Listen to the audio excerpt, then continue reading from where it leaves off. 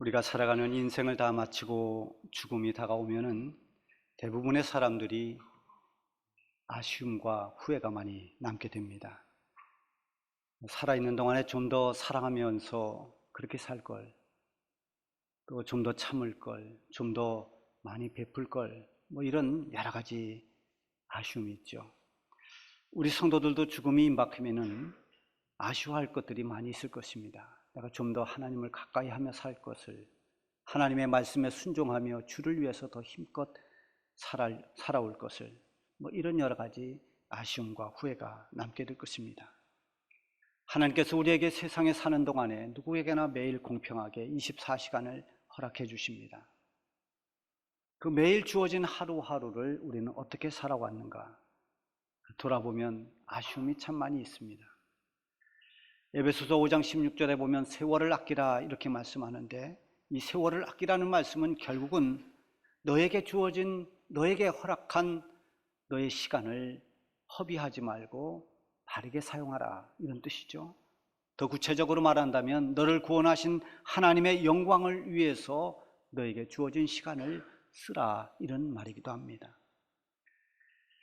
그러고 보면 인생의 마지막 종착점에서 죽음을 앞두고 고백한 바울의 그 고백이 참 멋지고 위대하게 들립니다. 디모데후서 4장 7절에 있는 말씀, 나는 선한 싸움을 싸우고 나의 달려갈 길을 마치고 믿음을 지켰으니, 나의 달려갈 길을 마치고, 이 말은 내가 살아온 모든 인생을 이제 끝낼 때가 되었다라는 의미도 되지만, 그 구체적으로 보면 하나님께서 나를 부르시고 나에게 주신 복음 전파의 사명, 그 사명의 길을 이제 마칠 때가 됐다, 그런 말입니다. 그러면서 아주 중요한 두 가지를 말합니다. 그 첫째는 내가 선한 싸움을 싸웠다라고 말하고 있고, 또 하나는 나는 믿음을 지켰다라고 말하고 있습니다. 여러분, 바울이 하나님의 부름을 받고 그 후로부터는 과거에 그렇게 미워하고 적대했던 예수님을 증언하는데 자기의 목숨을 다 걸었습니다. 복음을 전하는데 힘을 다 쏟았습니다. 많은 박해와 시련이 있음에도 불구하고 거기에 굴하지 않고 주께로부터 온 그 믿음을 굳게 지켜나갔습니다. 그렇게 믿음을 지켜나가기 위해서 끊임없이 그는 영적인 싸움을 싸워야 했습니다. 그 치열한 영적 싸움은 결국 믿음을 지켜내고 하나님의 뜻을 순종하기 위한 그런 싸움이었기 때문에 그는 그 싸움을 선한 싸움이다, 이렇게 말하고 있어요. 자기 욕심을 채우거나 아니면 자기를 위해 오직 자기 방어를 위한 그런 싸움이 아니라 하나님의 사람으로서의 자기 본분을 다하고 하나님의 부르심과 뜻에 순종하기 위해 싸운 그런 믿음의 싸움이었기에, 그 싸움이 비록 힘겨운 싸움이었지만 그것은 선한 싸움이었고 또 믿음을 지켜낸 승리의 싸움이었습니다. 바울뿐만이 아니라 지금도 하나님의 부름을 받고 믿음으로 살아가는 우리 모든 성도들은 원하든 원치 않든 간에 우리는 끊임없이 영적인 싸움을 싸우며 살아가야 됩니다. 믿음을 지키고 하나님의 뜻을 따르기 위한 싸움을 우리는 피해갈 수가 없습니다. 만약에 이런 싸움을 싸우지 않는다면 우리는 그냥 세상에 굴복당하거나 아니면 영적으로 무너지고 마는 결과를 가져오게 될 것입니다. 영적인 싸움은 아주 사소한 것부터 시작이 됩니다. 내 안에 일어나는 작은 갈등, 그런 갈등도 하나의 영적 싸움이 될 수 있습니다. 오늘 여러분들이 어떤 유혹이나 어떤 상황이 생겼어도 다 그것을 뒤로 하고 오늘 이 예배에 나왔습니다. 그러나 간혹 예배를 드리러 갈 때 오늘은 예배를 생략하고 나하고 놀러 가자, 이런 유혹을 받으면 과연 놀러 가야 되나, 예배를 드리러 가야 되나, 이런 내 안에 일어나는 이런 이렇게 할까 저렇게 할까 하는 갈등, 그런 것도 하나의 영적인 싸움이죠. 근데 여기서 자꾸만 지다 보면 그 지는 것이 습관이 되어버립니다. 그래서 영적 싸움에 실패해도 점점 무뎌지게 됩니다. 우리 이런 작은 싸움부터 이겨내야 됩니다. 작은 싸움을 이겨내고 또 이겨내고 극복하고 나면 우리에게 큰 시험이 와도 또 심각한 영적 싸움을 싸워야 될 때가 되어도 그걸 능히 감당할 수 있는 힘이 생겨나는 것입니다. 어쨌든 하나님을 믿는 우리 성도들의 영적 싸움은 그것이 작고 사소한 것이든 아주 크고 심각한 것이든 그 싸움에서 승리하는 비결은 모두가 같습니다. 그것은 바로 하나님을 향한 우리의 믿음입니다. 요한일서 5장 4절에 보면 대저 하나님께로서 난 자마다 세상을 이기느니라. 세상을 이긴 이김은 이것이니 우리의 믿음이니라. 세상을 이기는 다른 힘이 없습니다. 우리의 믿음이 세상을 이긴다고 했습니다. 오늘 본문에 보면 실제로 블레셋 장수와 그리고 싸우는 다윗의 모습이 나오고 있습니다. 이 싸움에서 다윗이 승리한 비결이 무엇인가를 보면서 오늘 우리가 처한 여러 가지 영적인 상황, 이 상황 가운데서 영적 싸움을 싸워 나가야 할 여러분들이 새로운 힘과 지혜를 얻을 수 있기를 바랍니다. 지금 우리는 옛날에 비해서 영적으로 많이 약해져 있습니다. 반면에 우리를 대적하는 힘은 세상의 권세, 또 여러 가지 악한 영들의 그 여러 가지 힘은 더 강력해졌습니다. 우리 초창기의 한국교회는 영적으로 승자였습니다. 아주 강했습니다. 한국교회의 아버지라고 하는 이 마펫 선교사님, 우리 이름으로는 마포 삼열이라고도 하죠. 이 마펫 선교사님이 평양신학교를 설립하고 초대 교장을 역임했습니다. 그리고 1907년도 평양에서 일어났던 대부흥 운동을 그 중심에서 지켜봤습니다. 그리고 1910년도에 영국 에딘버러 선교대회에 가서 하나의 논문을 발표하는데 거기서 뭐라고 했는가 하면 장차 이 조선은 영적인 강국이 될 것이다, 이렇게 예언했습니다. 그 이유를 세 가지로 들었습니다. 엄청난 그런 뜨거운 기도가 있고, 그리고 열정적인 전도가 있고, 그리고 성경을 사랑하는 뜨거운 사랑이 있다. 이 세 가지를 근거로 앞으로 영적 강국이 될 것을 예견했는데 그 예견한 대로 우리 한국교회는 세계 어느 나라도 따라갈 수 없는 그런 영적 강국으로 성장해 왔습니다. 1970년대와 80년대는 우리 한국교회가 정말 많이 성장했습니다. 그래서 외국의 많은 목회자들과 신학자들이 한국교회를 견학 오기도 했습니다. 그러나 2000년대가 넘어서면서 우리 한국교회는 점점 힘을 잃어갔습니다. 영적으로 나약해졌습니다. 세상과 영적 싸움에서 승리하기가 쉽지 않았습니다. 그것은 성도들의 믿음이 약해지는 반면 오히려 세상의 권세는 더 강해졌습니다. 여러분, 예전에는 교회에서 여름 성경을 학교하고 또 뭐 수련을 하고 이러면 교회에서 주는 아이들의 그 학용품이면 그것이 정말 도움이 됐습니다. 그래서 그 노트 받으려고 교회 오는 아이들도 있습니다. 또 총동원주의를 해서 거기에 무슨 생활용품을 주면 그것도 하나의 집안의 조그만 살림의 보탬이 됐습니다. 여러분, 그러나 지금 세상은 교회보다 훨씬 더 좋은 것들이 많습니다. 교회에서 하는 찬양, 교회에서 하는 친교 활동, 이런 것이 세상보다 훨씬 더 과거에는 재미있었지만 지금은 세상은 재미거리가 더 많아졌습니다. 볼거리도 더 많아졌습니다. 즐길 수 있는 것들이 허다합니다.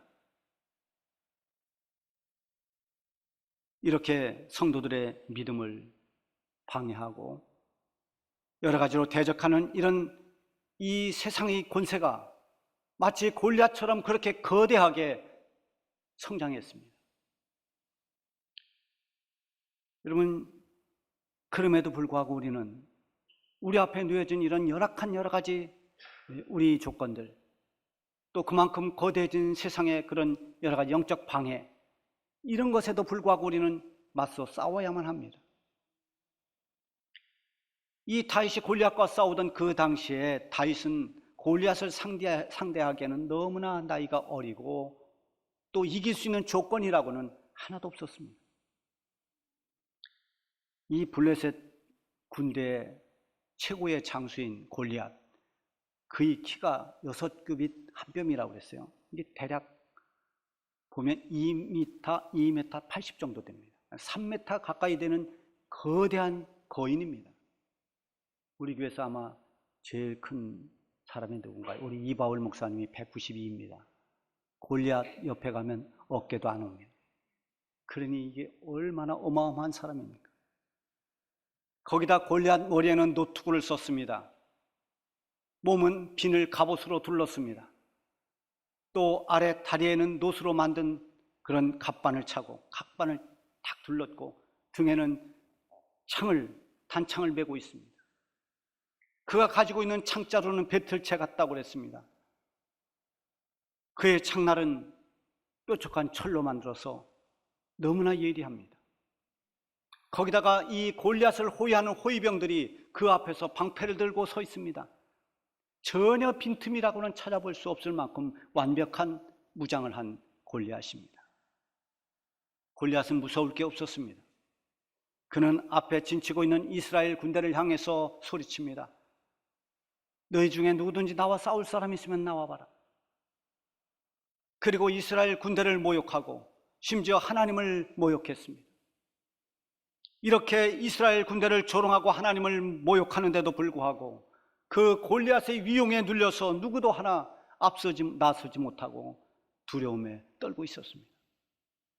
그때 아버지의 심부름으로 형들에게 심부름을 왔던 이 다윗이 그 광경을 목격합니다. 다윗은 어려서 골리앗과 싸울 수 있는 상대가 안 됩니다. 근데 사울 왕에게 싸우겠노라고 간청을 합니다. 사울도 말렸지만 결국은 내보냅니다.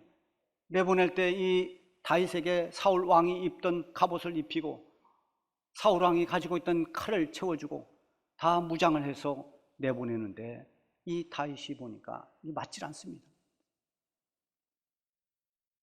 사이즈가 일단 작으니까 이게 오히려 불편하죠. 다 벗어버렸습니다.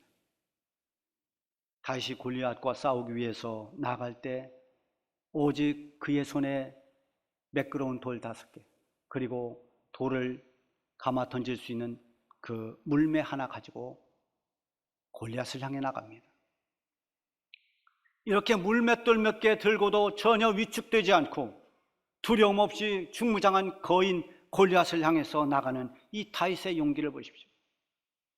오늘 이 시대의 반기독교적인 사상과 그리고 성도들의 믿음을 무력화시키려고 하는 이런 악한 영의 세력들이 골리앗같이 우리 앞에 서 있다 하더라도 다윗과 같은 이런 당당한 용기를 우리가 가져야 됩니다. 어떻게 우리가 이런 용기를 가질 수 있을까요? 다윗이 골리앗을 향해 외치는 말이 45절에 있습니다. 너는 칼과 창과 단창으로 내게 오거니와 나는 만군의 여호와의 이름 곧 내가 모욕하는 이스라엘 군대의 하나님의 이름으로 네게 가노라. 너는 무기를 의지해서 나에게 오지만 나는 하나님을 의지하고 너에게 간다. 이 말입니다. 다윗은 평소에도 하나님을 의식하며 살았습니다. 어떤 상황에서도 하나님을 먼저 생각하고 하나님을 의지했습니다. 우리가 너무나 괴롭거나 너무 화가 나거나 너무 억울할 때 우리는 거기에 완전히 매몰돼서 하나님을 잊어버릴 때가 있습니다. 지금 골리앗 때문에 두려워 떨고 있는 이스라엘 진영들의 그 군사들은 누구입니까? 그들은 하나님의 백성들입니다. 하나님을 믿는 사람들입니다. 그럼에도 불구하고 그런 위기 앞에서 마치 하나님을 잊어버린 사람들과 같습니다. 영적 침체는 내게 주어진 현실에서 하나님을 잊어버리는 데부터 시작됩니다.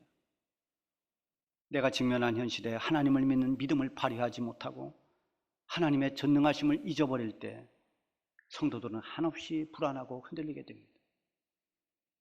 하나님의 사람들은 하나님을 잊어버리고 하나님을 의지하지 못할 때 나약하고 무력하지만 반대로 하나님을 기억하고 하나님을 의지하고 믿음으로 나아갈 때 가장 강하게 되는 것입니다. 다윗은 목동 생활하면서 곰과 사자의 발톱에서 건져주신 하나님을 기억합니다. 곰의 위협, 사자의 그 위험 속에서도 하나님이 나를 지켜주셨는데 저 골리앗 앞에서도 하나님 나를 지켜주신다는 그 믿음을 가지고 있었습니다. 골리앗의 창과 칼, 거기에서도 하나님이 나를 지켜주실 것이라는 확신을 가지고 있었습니다. 시편 16편 8절에 보면 다윗의 고백이 하나 나오는데요. 내가 여호와를 항상 내 앞에 모시며 그가 나의 오른쪽에 계심으로 내가 흔들리지 아니하리로다. 다윗이 흔들리지 않았던 이유가 분명합니다. 항상 하나님을 내 앞에 모신다고 했습니다. 하나님을 기억하며 삽니다. 어떤 일이 일어났을 때 먼저 하나님을 생각합니다. 그리고 하나님이 나와 함께함을 믿었습니다. 여호와 하나님이 내 우편에 계심으로 내가 흔들리지 아니하리로다. 하나님이 나와 함께 하심을 그는 확신했습니다. 다윗을 협박하는 그 골리앗 거인의 우렁찬 고함소리, 온갖 무기로 중무장한 그 골리앗의 거대한 모습, 그것이 결코 다윗을 두렵게 하지 못했습니다. 그것은 골리앗보다 더 크고 위대하신 하나님을 신뢰했기 때문입니다. 하나님이 나의 도우심이라고 믿는 사람은 세상의 두려움을 얼마든지 이겨낼 수 있는 것입니다. 다윗이 또 이렇게 고백합니다. 시편 27편 1절에 보면 여호와는 나의 빛이요 나의 구원이시니 내가 누구를 두려워하리요. 여호와는 나의 생명의 능력이시니 내가 누구를 무서워하리요. 이것이 그의 믿음이었습니다. 오늘 이 믿음이 저와 여러분들의 믿음이기를 바랍니다. 다윗은 주저함 없이 골리앗을 향해 달려갑니다. 그리고 그에게 있는 물맷돌을 힘차게 던졌습니다. 49절에 보면 손을 주머니에 넣어 돌을 가지고 물매를 던져 블레셋 사람의 이마를 치매 돌이 그 이마에 박히니 땅에 엎드러지니라. 그럼 완전히 무장하고 눈하고 이마만 살짝 나왔는데 그 이마에 돌이 박혔습니다. 다윗은 꼬꾸라진 그 골리앗을 발로 밟고 그가 차고 있는 칼을 빼서 그의 목을 쳤습니다. 그렇게 해서 블레셋과의 전쟁은 이스라엘의 승리로 끝이 났습니다. 다윗은 이미 이 전쟁에서 하나님께서 주시는 승리로 끝날 것을 믿고 있었습니다. 47절에 보면 골리앗을 향해서 이렇게 말합니다. 또 여호와의 구원하심이 칼과 창에 있지 아니함을 이 무리에게 알게 하리라. 전쟁은 여호와께 속한 것인즉 그가 너희를 우리 손에 넘기시리라. 하나님께서 승리를 우리에게 주실 것이다. 전쟁은 칼과 창으로 하지 않는다. 하나님이 능력 주시고 하나님이 도와주시면 이 전쟁은 우리가 승리한다라는 것을 믿고 있었던 것입니다. 이스라엘에 진치고 있던 그 엘라 골짜기의 이스라엘 군대는 그들을 조롱하고 하나님을 무시하는 골리앗 앞에서 다 주눅이 들었습니다. 말 한마디 하지 못합니다. 모두가 다 두려워하고 있었습니다. 그들이 골리앗을 상대하기에는 너무나 커 보이고 벅차 보인 그 골리앗 앞에서 그저 절망의 한숨만 쉬고 있었습니다. 그들이 믿는 여호와 하나님은 여전히 살아 역사하시고 하나님은 그들을 얼마든지 도우실 수 있는 하나님이신데도 불구하고 그들은 하나님을 신뢰하지 못하고 눈에 보이는 거대한 골리앗만 쳐다보고 낙심했던 것입니다. 그때 등장한 이 소년 다윗은 그 상황을 풀어가는 문제의 해결자가 되었습니다. 그럴듯한 무기도 없었지만 물맷돌 한 개로 골리앗을 쓰러뜨리고 승리자가 되었습니다. 그 비결은 오직 하나님만을 신뢰하고 의지한 것입니다. 하나님의 백성인 이스라엘 군대도 하나님을 신뢰하지 못했고 그저 좌절과 두려움에 빠져 있을 때 다윗은 전능하신 하나님을 의지하고 믿음으로 승리를 보여줬습니다. 그 승리는 다윗의 믿음을 기뻐하신 하나님께서 주신 승리였습니다. 우리는 끊임없이 영적 싸움을 싸우며 우리에게 주어진 믿음의 길을 가야 합니다. 세상은 우리를 편하게 가도록 놔두지 않을 것입니다. 마귀는 우는 사자처럼 우리를 넘어뜨리기 위해서 교묘하게 우리를 공격해 올 것입니다. 여러분, 지금 여러분이 마주하고 있는 골리앗은 무엇입니까? 무엇이 여러분을 두렵게 하고 무엇 때문에 위축되고 힘들어하고 있습니까? 우리가 믿는 하나님은 우리 앞에 놓여진 어떤 문제보다도 크고 위대하신 하나님이십니다. 우리 하나님을 의지하고 신뢰하며 나아가는 자에게 승리를 주시는 하나님이십니다. 골리앗 앞에서 하나님을 의지하고 담대하게 나가 승리했던 이 다윗처럼 오늘 이 시대가 우리 앞에 골리앗처럼 거대하게 우리를 막아서고 있지만 여러분 주눅들지 말고 나약해지지 말고 두려워 떨지 말고 지금 마주하고 있는 그 골리앗 앞에서 더 담대하게 하나님을 신뢰함으로 영적 승리를 거두며 살아가시길 바랍니다.